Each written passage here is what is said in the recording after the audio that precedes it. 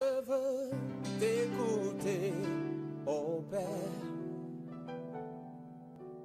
Parle-moi. Avec le Thomas, C'est l'homme vivant de toute parole qui sort de la bouche de l'Éternel. Pour les enfants de Dieu, vous n'avez pas à rechercher les choses comme le monde recherche.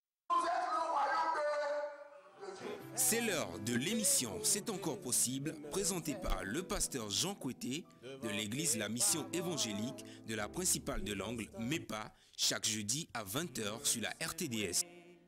L'église évangélique de la principale de l'Angle est située à Bekota, non loin du lycée Bekota, en face de la clinique Notre-Dame de la Miséricorde. Programme de la semaine. Dimanche de 9h à 11h, culte d'action de grâce. Mercredi 18h à 20h30, culte d'enseignement et d'intercession. Audience du pasteur chaque lundi à partir de 9h. Vous êtes richement bénis. C'est plus que l'or, mieux que le diamant, mieux que de l'argent. Que la paix du Seigneur soit avec vous. Nous sommes encore au studio ce soir pour vous apporter la parole de Dieu.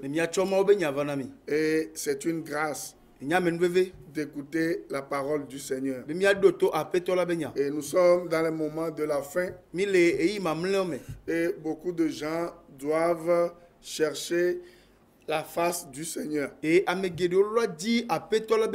Parce que vous pouvez mourir à tout moment. Ce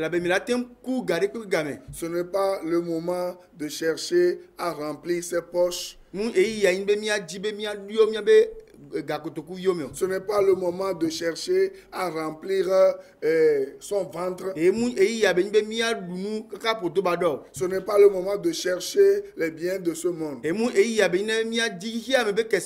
C'est le moment de se poser la question, si je meurs tout de suite, si je meurs demain, est-ce que mon âme va aller vers mon Créateur? C'est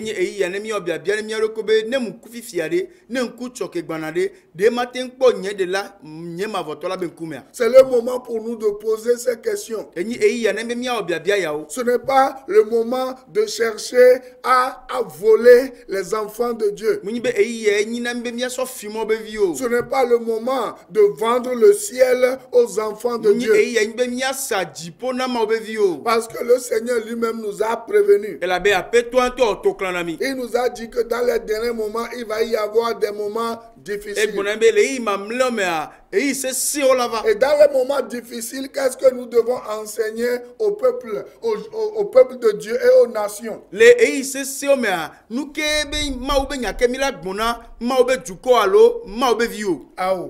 Le peuple de Dieu, c'est les gens qui sont déjà rachetés. Les nations, c'est les gens qui n'ont pas encore donné leur vie à Jésus-Christ de par le monde. Vous comprenez? Nous avons un message pour les nations. Et c'est ces choses que je vais vous prêcher tout à l'heure. Je vais vous enseigner tout à l'heure. Et au peuple de Dieu aussi, nous avons un message. Parce que Jésus-Christ peut venir à tout moment. C'est pour cela, lorsque vous voyez derrière nous, vous allez voir une affiche où nous sommes en train de prier pour et avec le monde musulman. Nous prions au nom de Jésus-Christ pour non seulement le monde musulman, mais tout le monde qui ne connaît pas encore le Seigneur Jésus-Christ qui est le chemin, la vérité et la vie. Et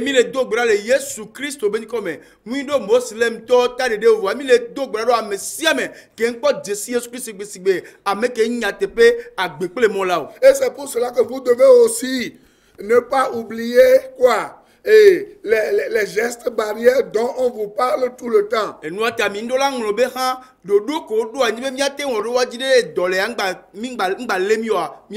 Maintenant, vous voyez que ça devient dangereux. Vous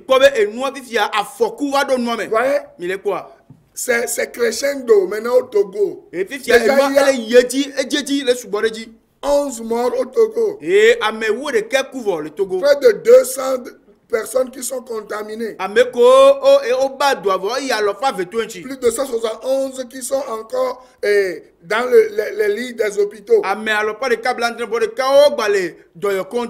Hier seulement, 20 personnes sont contaminées. On vous dit de vous laver les mains. On vous dit de ne pas jouer ensemble. On vous dit de ne pas de respecter les distances. Surtout les femmes dans les marchés, dans les coins de rue qui vendent.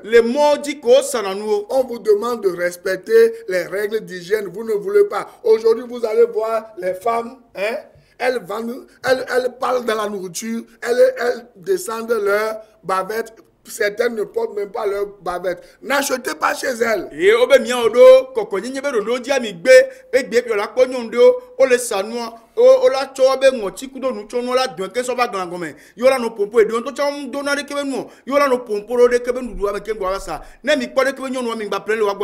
coronavirus est en train de guetter chaque personne. Quelqu'un peut venir chez vous à la maison, le poignet de votre portail, il a le coronavirus. Si vous aussi, vous ne lavez pas vos mains, vous prenez, voilà, le poignet, vous attrapez la maladie. C'est pour cela qu'on vous demande de laver souvent vos mains à l'eau et savon et d'utiliser le gel hydroalcoolique si vous en avez. Et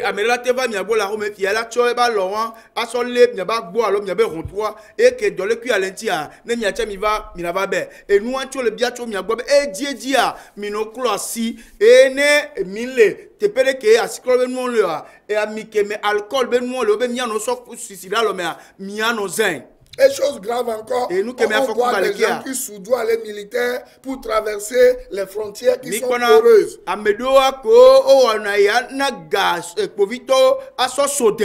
Vous pensez que la maladie n'est pas dans d'autres pays? La maladie est dans presque tous les pays au monde. Il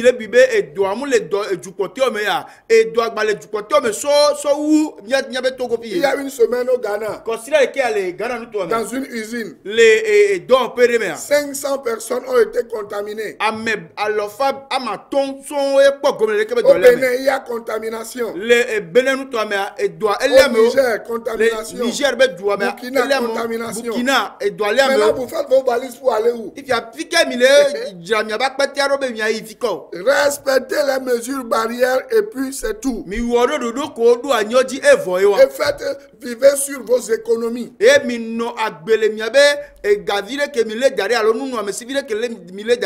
priez le Seigneur. Parce que c'est ma question. Pourquoi je suis venu à la télé ce soir? Pourquoi je suis venu à la télé? Je suis venu à la télé pour vous dire que nous devons être vigilants. Car la fin est proche. Vous comprenez?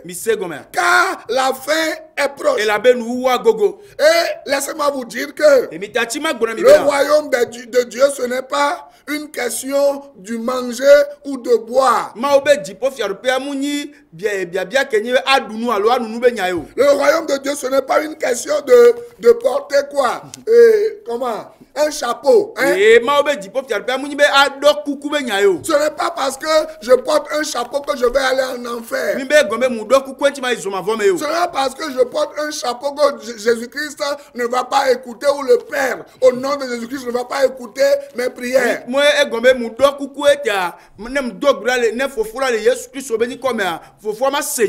Le chapeau, c'est juste une question culturelle, c'est tout. Ça veut vouloir dire, si vous allez voilà, au Nigeria, la plupart des gens portent des chapeaux. Donc, si quelqu'un porte chapeau, même au Bénin, si quelqu'un porte un chapeau, il a reçu Jésus-Christ, il a reçu le salut, donc il va aller en enfer. Parce que les gens m'ont posé la question, il y a une fois, j'ai porté un chapeau. Que pourquoi j'ai porté un chapeau? C'est juste Ça de quoi? Culturel. Et nous qui on a les miens ça n'a rien de culturel. Mais ya muni bon ben yare. Voilà, vous comprenez?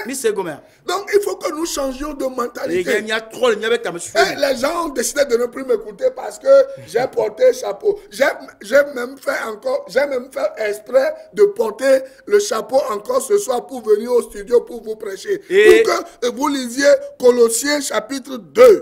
Verset 14. Hein? Et le verset 16.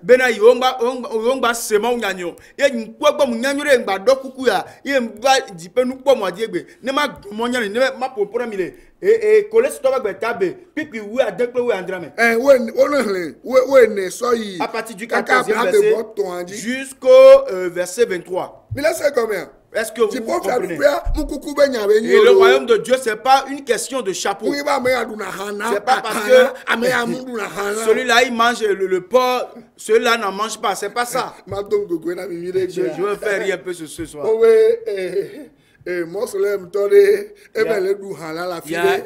Paraît-il qu'il y a un musulman qui est en train de manger du porc quelque part. Et ses semblables sont venus le surprendre. Et surpris, il lui pose la question de savoir s'il consommait cette viande-là sans qu'il ne le sache. Et ils ont voulu le lapider parce qu'ils ont dit qu'il est devenu impur. Vous savez ce qu'il leur a répondu? Mais nous sommes différents. Il y a certains qui consomment la viande du porc. Il y a certains qui n'en consomment pas. Laissez-moi consommer, manger du porc. Vous comprenez? Et laissez-moi porter du chapeau. Le royaume de Dieu, ce n'est pas une question de chapeau. Et le royaume de Dieu, c'est simplement que là où vous êtes actuellement, si le Seigneur Jésus-Christ venait, est-ce que vous allez avoir le salut? Et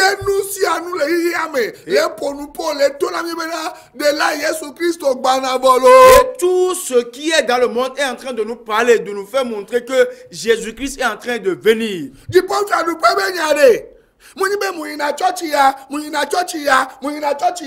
No, your church is going to come. Ola don't know Zuobo, le pompo, solitude, yonti, voix. Church is carrying him a few like Bolobena, a yay, and a papa made a ball, a ye kuda made a tap ball, a ye server who saw Coraniba made a back body de ball. Church is carrying him a few like Bolobena, a ye let Jipofia do pay a benuka. Best sound fled at sea, yea, a ye who not Jipofia do Panameo. Et quand on parle du royaume de Dieu, ce n'est pas une question que je vais dans telle église. Et lorsqu'on on énonce même le nom de certaines églises, il y a certains qui s'énervent et disent pourquoi on parle de leur église. Alors, dites-moi réellement, si une église tient la clé du royaume de Dieu entre ses mains, si une église est morte pour quelqu'un, si une église appelle le sacrifice ultime pour la vie de quelqu'un. Si nous lisons Matthieu 24, verset 9 à 13, Dieu nous parle sur la fin des temps. Et laissez-moi vous dire que si Jésus-Christ n'est pas dans votre vie, la fin va venir vous surprendre. Vous pouvez donner vos dîmes à vos pasteurs. Vous pouvez donner vos dîmes à vos apôtres. Vous pouvez donner vos dîmes à vos présidents d'église, de ces grandes églises qui ont institué ce système financier sur place pour vous arnaquer. Si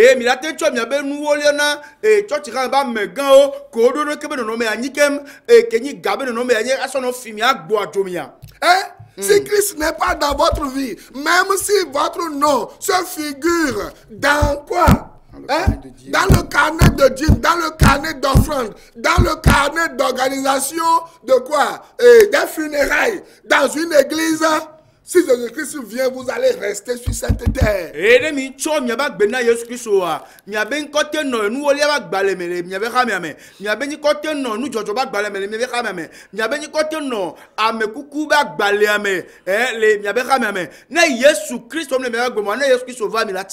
Matthieu 24, verset 14. Plusieurs faux prophètes, à partir du verset 11. Plusieurs faux prophètes s'élèveront. Et ils séduiront beaucoup de gens. Et parce que l'iniquité se sera accrue, l'amour du plus grand nombre se refroidira. Mais celui qui persévérera jusqu'à la fin sera sauvé. Le verset 14 dit: cette bonne nouvelle du royaume sera prêchée dans le monde entier.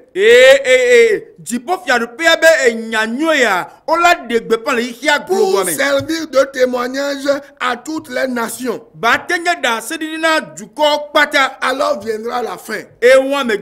Comme je suis en train de le dire depuis quelques semaines, et comme Matthieu 24, verset 14 vient de le confirmer, le royaume de Dieu est proche. Le royaume de Dieu est déjà là.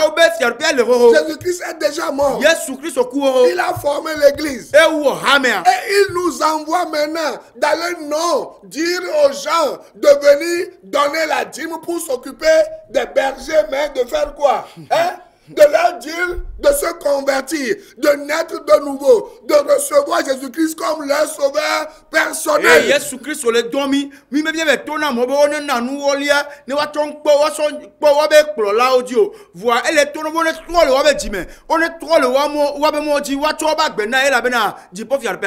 le Seigneur dit, après ces jours de confinement du monde, les gens vont vivre comme si de rien n'était. Les gens attendent seulement le déconfinement pour vivre comme des homosexuels, pour vivre comme des lesbiennes, pour vivre comme des assassins, pour vivre comme des gays, pour vivre comme des voleurs, pour vivre n'importe quelle vie. Et refuser encore le Seigneur Jésus-Christ. En ce moment-là, certains font semblant de venir à Jésus-Christ, juste pour que Jésus-Christ les protège de coronavirus.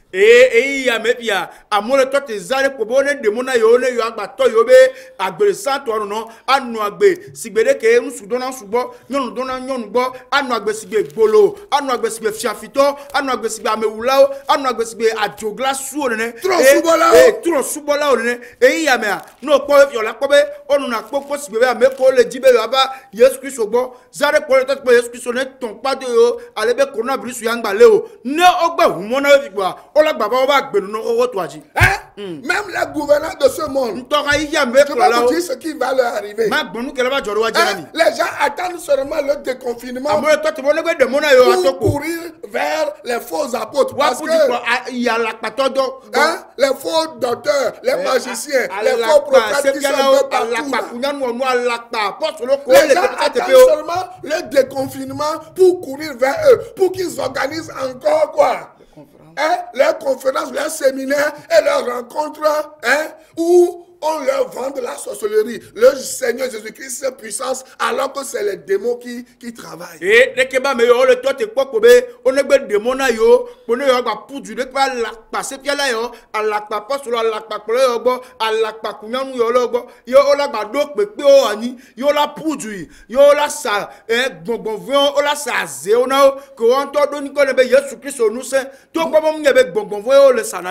Seigneur dit, c'est au moment où vous allez penser qu'il y a la paix dans le monde. Il y a le salut dans le monde. Je suis guéri de coronavirus. La Bible dit, c'est en ce moment que le Seigneur Jésus-Christ va venir comme un voleur dans la nuit. Si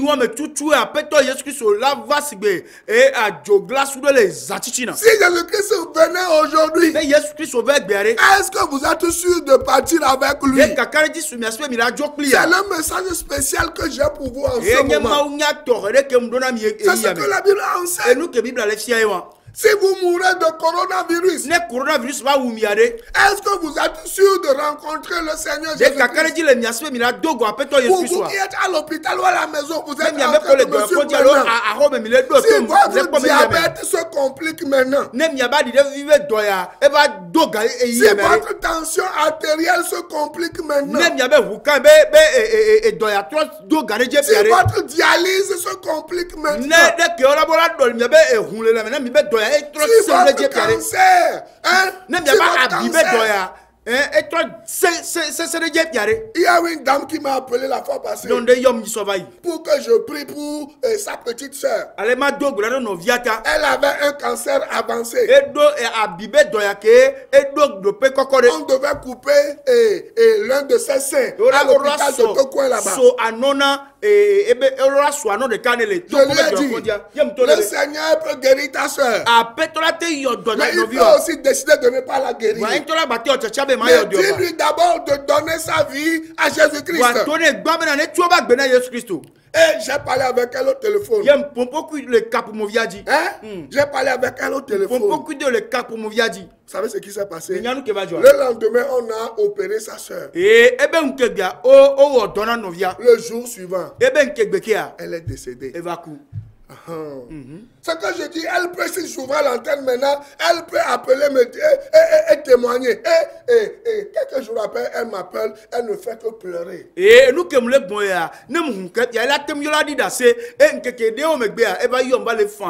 je lui ai dit, réjouis-toi.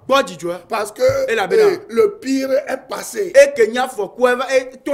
La mort pour le croyant est un gain, comme je l'ai enseigné la fois passée sur Radio La Grâce. Et Christ tobe quoi fait tout bénir si bête que fia nous les dit nous c'est mon courant à me veut dire Philippiens 1 verset 13. Philippiens 1 verset 17. Psaume 116 verset 15. Si Jésus-Christ vient aujourd'hui, et si vous mourrez aujourd'hui, on peut même dormir et ne plus se réveiller. Oui. Ce qui se passe dans ce monde, vous ne le voyez pas. Vous ne le voyez pas. Il y a des gens, on dit, il faut se confiner. Ils font des pressions sur le gouvernement pour qu'on ouvre les églises.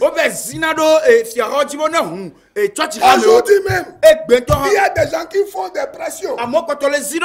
Il y a eu une réunion la fois passée avec l'organe qui réglemente le culte au Togo avec certains pasteurs. Et d'un seul coup, ils ont profité pour dire à leurs fidèles que bientôt le culte va commencer. Et à chaque fois, on ne fait que découvrir un taux exponentiel des gens qui sont contaminés par coronavirus. Parce qu'ils veulent remplir leur banque. Ils veulent avoir de l'argent. Parce que c'est ce que vous cotisez qui les nourrissent. Ils n'ont pas peur de vous vendre à la mort. Ils font pression pour que dans ce confinement et dans cette pandémie, les églises soient ouvertes pour que les gens viennent encore que.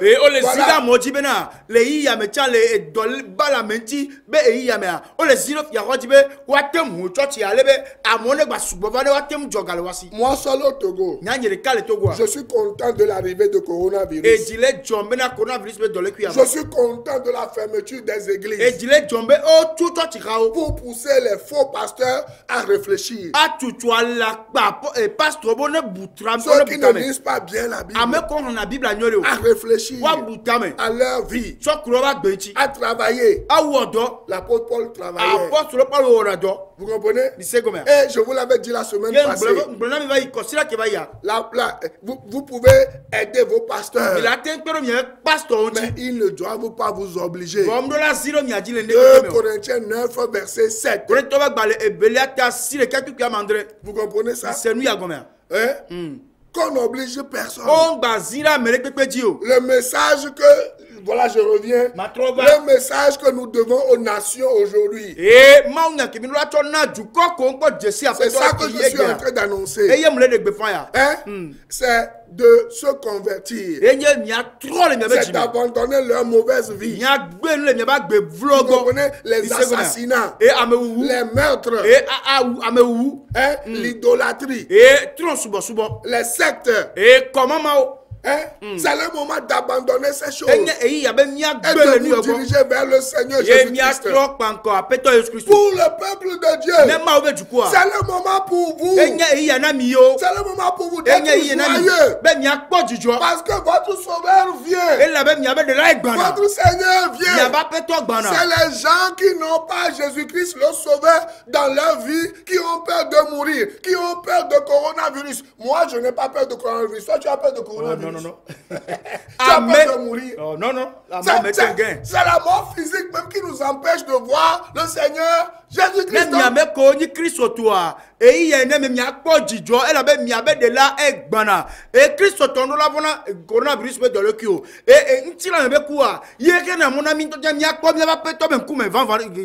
Vous comprenez? Donc moi je n'ai pas peur de mourir.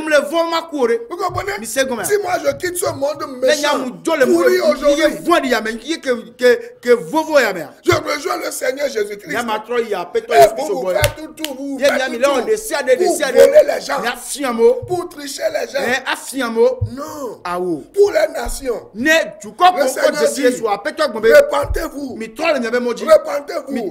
Si vous aussi vous êtes dans ce monde et que vous n'avez pas encore décidé de donner votre vie à Jésus-Christ, afin qu'il pardonne totalement vos péchés, votre vie est en jeu. Et pour vous qui êtes déjà né de nouveau, réjouissez-vous. Si vous lisez Apocalypse chapitre 1er verset 3, la Bible dit heureux. Heureux. Ceux qui écoutent la parole de Dieu. Ceux qui lisent la parole de Dieu. Et ceux qui mettent la parole de Dieu en pratique. Car Jésus-Christ revient les chercher. Donc pour nous qui... Pour les chercher.